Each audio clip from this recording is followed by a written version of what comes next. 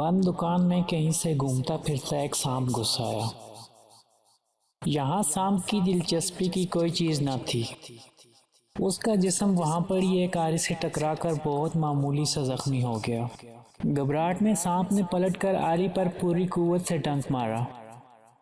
सांप के मुंह से खून बहना शुरू हो गया।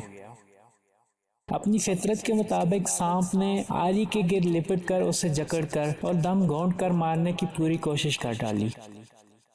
दूसरे दिन जब दुकानदार ने वर्कशॉप खोली तो एक सांप को आरी के गिर्द लिपटे मुर्दा पाया, जो किसी और वजह से नहीं, महज अपनी तैश और गुस्से की भैंट चढ़ गया था। सामीन इकराम, बाज़ औक़ात गुस्से में हम दूसरों को नुकसान पहुंचाने की कोशिश करते हैं, मगर वक्त गुजरने के बाद हमें पता चलता है कि हमने अपने आप का ज़्यादा नुकसान किया है। दोस्तों, अच्छी ज़िंदगी के लिए बाज़ औक़ात हमें कुछ चीज़ों को, कुछ लोगों को, कुछ हवादिस को, कुछ कामों और कुछ बातों को नज़रअंदाज करना पड़ता है।